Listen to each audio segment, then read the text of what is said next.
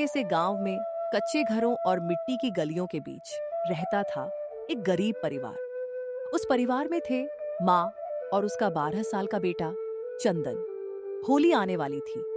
पूरा गांव रंगों की तैयारी में लगा था, पर चंदन के घर में सन्नाटा था।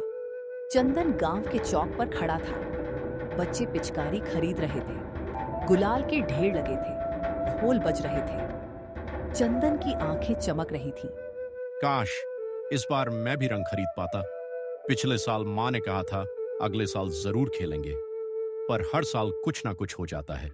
क्या होली सिर्फ अमीरों के लिए होती है? क्या गरीब लोग खुश नहीं हो सकते? मैं भी तो बस थोड़ा सा गुलाल चाहता हूँ, बहुत नहीं, बस एक मुट्ठी। चंदन घर लौटा। उसकी माँ पुराने कपड़े सी रही थी। घर में बस थोड़ी सी आटा और दाल थी। चंदन, इस बार हालात अच्छे नहीं हैं। तेरे पिता के जाने के बाद घर चलाना ही मुश्किल हो गया है। मैं जानती हूँ तू होली खेलना चाहता है, हर बच्चा चाहता है, पर बेटा पहले पेट की होली जलानी पड़ती है, रंग बाद में आते हैं। चंदन चुप हो गया। उसने मुस्कुराने की कोशिश की। माँ, मैं समझता हूँ, अगर हमारे पास रंग नहीं है तो क्या हुआ, मैं खुद बनाऊंगा। पेड़ों के फूलों से, हल्दी से, मिट्टी से मैं अपनी होली खुद बनाऊंगा। अगले दिन गांव के कुछ बच्चे चंदन को चिढ़ा रहे थे। अरे चंदन, तेरे पास पिचकारी है, नए कपड़े हैं, या फिर इस बार भी दूर खड़ा होकर हमें देखेगा? होली खेलने के लिए पैसे चाहिए, सपने नहीं। चंदन की आंखों में आंसू आ गए, पर उसने जवाब दिया। होली सिर्फ पैसों से नहीं खेली जाती। रंग तो खुशी के होते हैं और खुशी खरीदनी नहीं पड़ती। तुम्हारे पास पिचकारी है, मेरे पास हिम्मत है। देखना, इस बार मेरी होली सबसे अलग होगी। चंदन जंगल गया, टेसू के फूल तोड़े, उन्हें सुखाया, पीसा, हल्दी और बेसन मिलाकर पीला रंग बनाया, चुकंदर से लाल रंग, नीम की पत्तियों से हरा। उसने मिट्टी के पुराने डिब्बों में सारे रंग भर दिए। रात को माँ ने देखा, चंदन थका हुआ था पर खुश था। बेटा, तू सच में मेरा सहारा है। तेरे अंदर जो हिम्मत है ना, वो किसी भी रंग से ज्यादा चमकीली है। शायद भगवान ने हमें पैसे कम दिए, पर दिल बड़ा दिया है। चंदन मुस्कुराया। होली की सुबह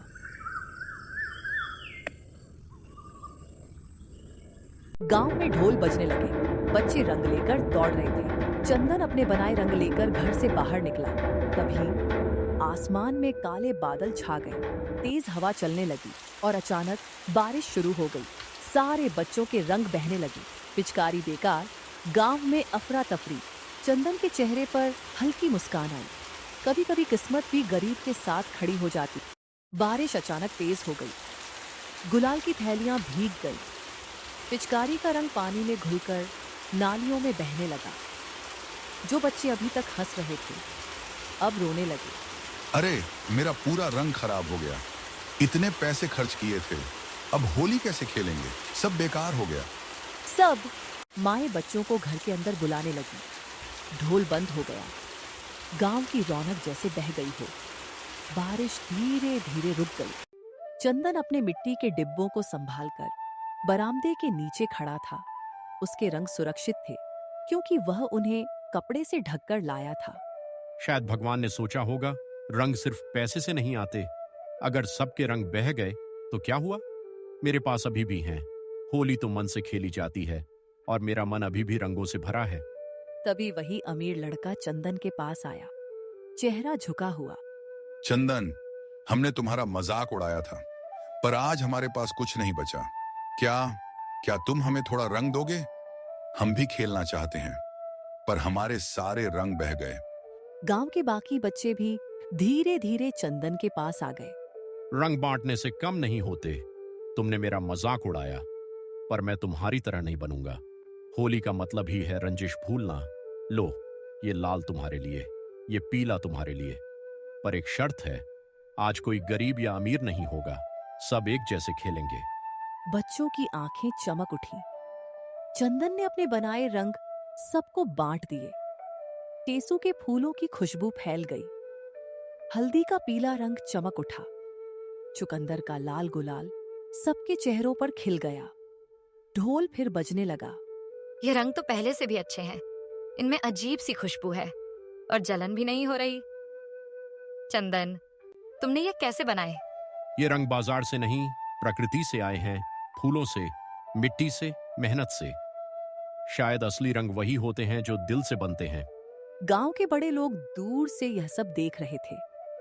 जिस बच्चे का मजाक उड़ाया गया था, आज वही सबको रंग बांट रहा था। चंदन की माँ की आंखों में आंसू थे। आज मेरा बेटा सिर्फ होली नहीं खेल रहा, सबको सिखा रहा है कि खुशी खरीदी नहीं जाती, बनाई जाती है। सब बच्चे हंसते खेलते रंग लगा रहे थे।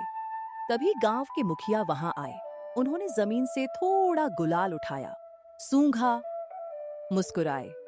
यह रंग अलग है, ना केमिकल की गंध, ना आंखों में जलन। चंदन, तुमने ये कैसे बनाए और क्या तुम हमें सिखा सकते हो? चंदन चौंक गया। शायद आज सिर्फ एक होली नहीं बदली थी, सोच भी बदल रही थी। क्या चंदन के रंग अब पूरे गांव की पहचान बनेंगे? क्या गरीबी उसकी ताकत बन जाएगी? होली खत्म हो चुकी थी, पर चंदन के रंगों की चर्चा पूरा गांव कर रहा था। अगले दिन पंचायत बुलाई गई। गांव के मुखिया, किसान, दुकानदार सब इकट्ठा हुए। कल हमने देखा, एक गरीब बच्चे ने पूरा गांव रंग दिया। उसके रंग सस्ते नहीं, सुरक्षित थे। अगर हम इन्हें बाजार में बेचें तो गांव की पहचान बन सकती है। पर सवाल है, क्या चंदन यह जिम्मेदारी उठा पाएगा? सबकी नजरें चंदन पर थीं। वह मां के पास खड़ा था। मैं बड़ा आदमी नहीं हूं, पर मेहनत करना जानता हूं। अगर आप सब साथ दें तो हम मिलकर ये काम कर सकते हैं। ये सिर्फ मेरा काम नहीं होगा, पूरा गांव मिलकर रंग बनाएगा और कमाई भी सबकी होगी। गांव में हलचल मच गई। कुछ लोग खुश थे, पर कुछ लोग नाराज। गांव का एक बड़ा दुकानदार, सेठ धनराज, खड़ा हुआ। ये सब बच्चों का खेल है। रंग बनाना आसान नहीं होता। बाजार में बेचने के लिए लाइसेंस चाहिए, पैसे चाहिए, और फिर एक गरीब लड़का इतना बड़ा काम कैसे संभालेगा? बेहतर होगा वो ये नुस्खा मुझे दे दे। मैं अपने नाम से बेचूंगा, उसे थोड़े पैसे दे दूंगा। गांव में सन्नाटा छा गया। सेठ जी, आपके पास पैसे हैं, पर यह रंग मेरे पसीने से बना है। अगर मैं आज इसे बेच दूं तो कल फिर गरीब ही रह जाऊंगा। मैं भीख नहीं चाहता, मौका चाहता हूं, और अगर मैं गिरूंगा तो सीख कर फिर उठूंगा। चंदन की आवाज में पहली बार मजबूती थी। गांव ने फैसला किया, एक छोटी सी कार्यशाला बनेगी। औरतें फूल सुखाएंगी, किसान चुकंदर और हल्दी देंगे, बच्चे पैकिंग करेंगे। चंदन सबको तरीका सिखाएगा। चंदन के घर के पास एक छोटा कमरा रंगों से भर गया। पहली बार उसके घर में खुशी का शोर था। बेटा, आज तेरे पिता होते तो कितना गर्व करते। तूने गरीबी को अपनी ताकत बना दिया। चंदन मुस्कुराया, पर तभी एक खबर आई। एक दिन तहसील से अधिकारी आए। उन्होंने रंगों के डिब्बे देखे। ये सब बिना अनुमति के हो रहा है। अगर आपको बाजार में बेचना है तो कागजी कार्रवाई करनी होगी, वरना ये सब बंद करना पड़ेगा। गांव के लोग घबरा गए। सेठ धनराज दूर खड़ा मुस्कुरा रहा था। क्या चंदन का सपना फिर टूट जाएगा? क्या गरीबी और नियमों की दीवार उसकी मेहनत को रोक देगी? या इस बार पूरा गांव उसके साथ खड़ा होगा? तहसील के अधिकारी के शब्द चंदन के कानों में गूंज रहे थे।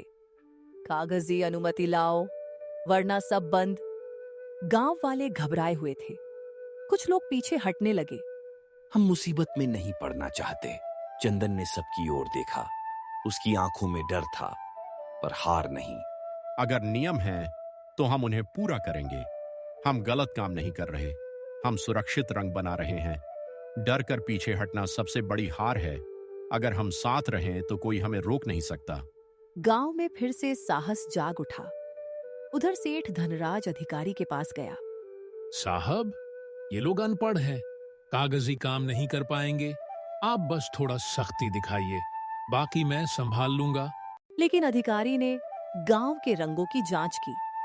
ये रंग पूरी तरह सुरक्षित है, और अगर पूरा गांव साथ है तो हम इन्हें पंजीकरण में मदद करेंगे। सेठ का चेहरा उतर गया। कुछ हफ्तों बाद कागजी प्रक्रिया पूरी हुई। गांव के नाम से एक छोटा ब्रांड बना, ग्राम रंगोत्सव।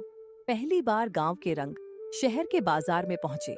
लोगों ने कहा, ये रंग तो अलग ही हैं, त्वचा को नुकसान नहीं, ऑर्डर बढ़ने लगे। कुछ महीनों बाद चंदन का घर अब टूटा फूटा नहीं था। माँ की दवा समय पर आने लगी। गांव के कई घरों में काम मिला। बेटा, तूने सिर्फ अपना नहीं, पूरे गांव का भाग्य बदल दिया। आज तेरे पिता सच में गर्व करेंगे। चंदन ने आसमान की ओर देखा। हल्की हवा चली, जैसे किसी ने आशीर्वाद दिया हो।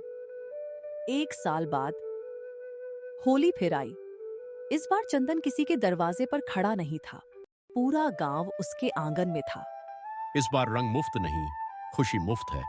सबने हंसते हुए एक दूसरे को रंग लगाया।